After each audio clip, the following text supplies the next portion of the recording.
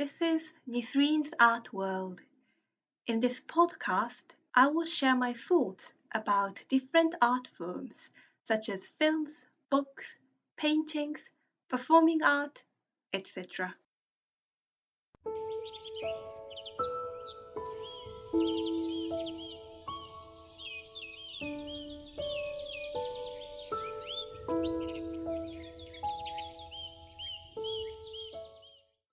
Hello, this is Nisreen. Welcome to the 6th episode of my podcast. It's lovely to speak to you again. Today, I'd like to do something new for this podcast, talking about a TV show that just finished a few weeks ago. That show is Shogun, an American series set in the 1600s in Japan, broadcast on Ep.6. I will talk about this beautifully crafted historical drama focusing on 2 points: the depiction of Japanese culture and the show's female characters. I'm usually not a big fan of labels such as a Japanese or Asian or as a woman. However, to discuss these specific points, I believe the fact that I'm Japanese and female is relevant. Please keep in mind that this is just one person's opinion. Furthermore, I was born and raised in Japan, and I'm currently based in the US. I'm pretty sure Japanese descendant people who grew up in the US or those who live in Japan may have different points of view to mine. There won't be any spoilers till the very end, and I will warn you when they're coming, so you can skip that part if you like. Alright, let's get right into it. 1. The depiction of Japanese culture. The series is based on the book Shogun by the British writer James Clavell.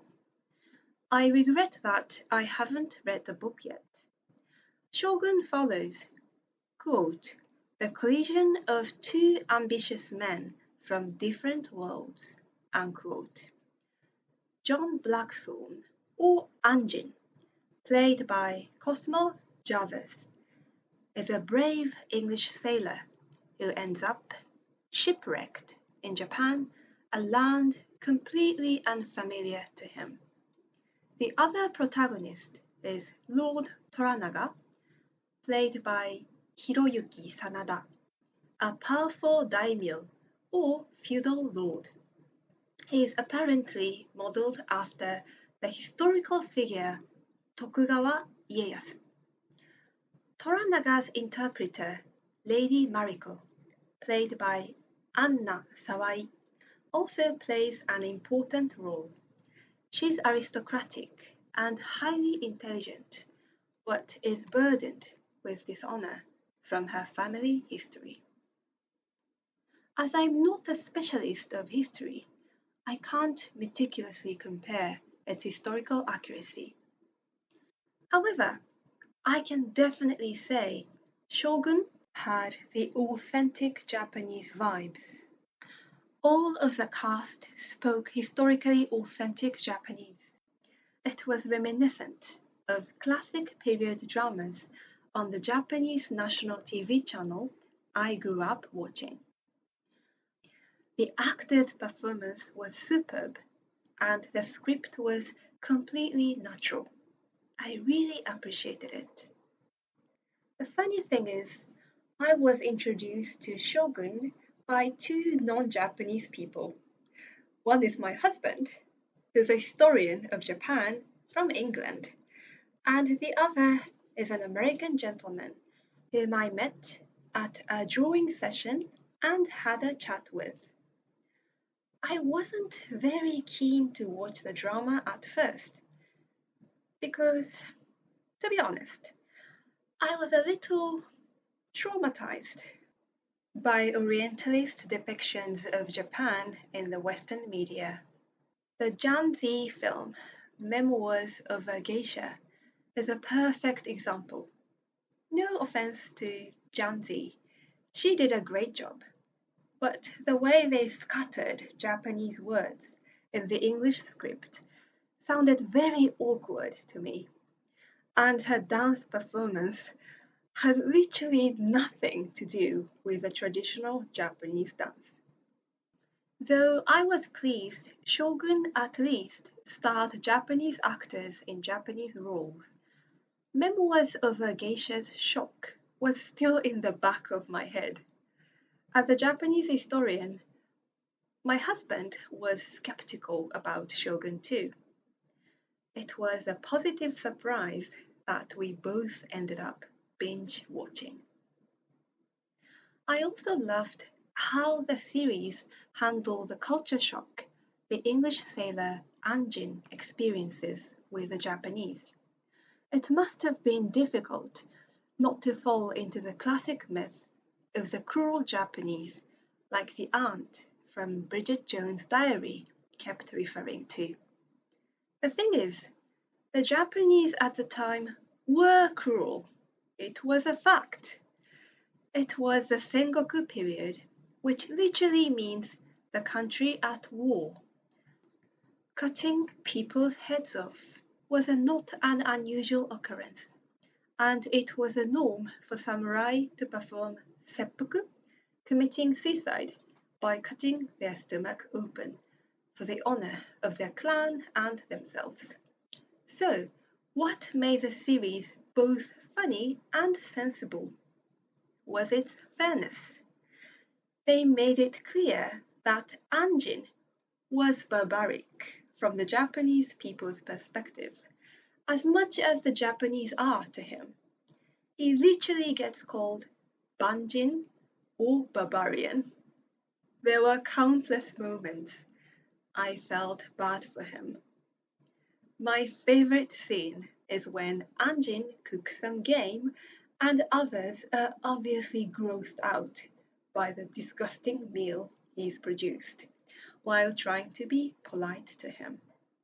Most importantly, the longer you watch the series, the more you see each character's individuality rather than simplistic Japanese and non-Japanese dynamics. No one character is just good or bad. Toranaga is charismatic but horridly manipulative. Anjin is gruff and defiant, but his vulnerability makes him a likable character. My only tiny complaint about the cultural aspect of the show is about one bit of dialogue by Lady Mariko about the Japanese spirit. She tells Anjin, quote, "Do not be fooled by our politeness, our bows, our maze of rituals. Beneath it all, we could be a great distance away." Unquote. I wouldn't say this cultural analysis is inaccurate, but to me, this sounds like what the Westerner would say about Japan rather than a Japanese person speaking themselves. For example, Lafcadio Hearn, a Greek-Irish writer who introduced Japanese literature to the West in the 1880s, is very likely to say such a thing. Think about it. If the bows or rituals are the integrated part of your everyday life, you wouldn't even think about them. Still, this is really nitpicking though. Overall, Shogun succeeded in creating a very realistic human drama crossing the cultural bridge. 2. Depiction of female characters. I mentioned earlier how each character is depicted as a complicated human being. The female characters are no exception.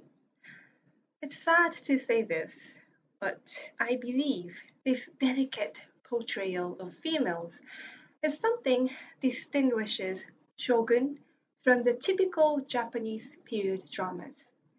Realism in female characters is usually not the forte of Japanese dramas. There are exceptions, of course, but typically, female characters fall under stereotypes such as sweet girl, evil woman, and mother. I've heard both Japanese and non-Japanese friends in Japan say the same thing. In Shogun, in contrast, I loved how Lady Mariko is not only fierce, but also broken inside. I loved how Lady Fuji shows both her loyalty, friendship, and a tiny hint of jealousy to Lady Mariko. I adored Lady Ochiba for the cold fire of her hate towards Toranaga and the affection towards her female friend. It was also great to see courtesans as humans who are trying to thrive just like everybody else. Now, there'll be spoilers. If you haven't watched the series, please come back later. Okay, I have to say Anjin and Mariko have turned out to be one of my favorite fictional couples. It was another positive surprise because when I first sensed the sexual tension between them, my immediate reaction was doubt. I thought, is this another Last Samurai? Do I have to see another cliched hookup between a good-looking white man and an exotic Japanese lady? But no, they convinced me that the two are connected on the deep spiritual level. The process they get attracted to each other is exquisitely depicted. One quibble I had. If I were the script writer, I wouldn't have let them be intimate that soon. Their first night happens with initiation by Mariko sneaking into his chamber. Before that, she even has a long conversation with Anjin while he is bathing in the woods. After she spends a night with him, she pretends that it was a courtesan who slept with him, not her. I found Mariko's behavior, given that she's a proud aristocratic woman, flabbergasting, especially because it was right after a husband's seeming death, even if we later find out there's a complication here.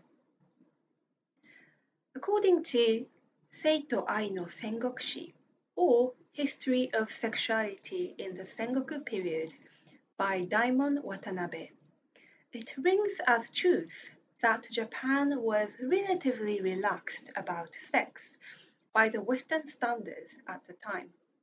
For example, a Portuguese priest reported that virginity was not as valued as it was in Europe, and that infanticide was normal in Japan. Still, I couldn't find enough reason that a noble woman like Lady Mariko would throw herself at a so-called barbarian. Adultery, if uncovered, was punished with a death penalty back then. I know that they absolved Mariko of wrongdoing on account of her husband being dead, as she saw it. I got the impression that they are emphasizing how female characters are independent and sexually proactive. This may be their attempt to contradict the stereotypes about Japanese women being submissive. I do appreciate this anti-cliche move, and the drama doesn't have to be always historically accurate. The issue is, though, that this storyline feels out of place in the serious period drama. This isn't Bridgerton. I also thought it would have been even more sensual if they spent more time together before becoming intimate. In this sense, the Netflix drama Outlander is a perfect example of depicting the nice build-up before intimacy, though that show is much more explicit. Speaking of build-up, though, more spoilers, I loved the sequence where Anjin is forced by Lord Toranaga to go to the tea house or a high-class brothel, accompanying Mariko as an interpreter. Mariko's job is supposedly to interpret what the courtesan says to Anjin. By this point, she's already been intimate with Anjin, but now there's some tension between them. The camera focuses on Mariko's lips and neck as she translates the courtesan's intensely sensual words, making it look like she, Mariko, is saying them. As she leaves, Anjin's fingertips lightly touch Mariko's. No more. It perfectly conveys the deep chemistry between the two in this scene. Most importantly, later, Anjin offers to be her second after Mariko decides to commit seppuku. This shows his depth of love for her. He knows that suicide will cast her to hell in Mariko's Catholic faith and wants to give her the comfort of being killed by him. He even overcomes cultural barriers to understand Mariko's ikikata or way of living, no matter how hurtful it would be to him. This spiritual aspect of his love made the romance seem truly profound. What did you think? I'd be delighted if you write a review of this podcast on Apple Podcast or Spotify. It would be lovely if you share the episode on social media as well. And of course, you're more than welcome to let me know your thoughts about this drama from the contact form in the description. Thank you so much for listening. Goodbye for now.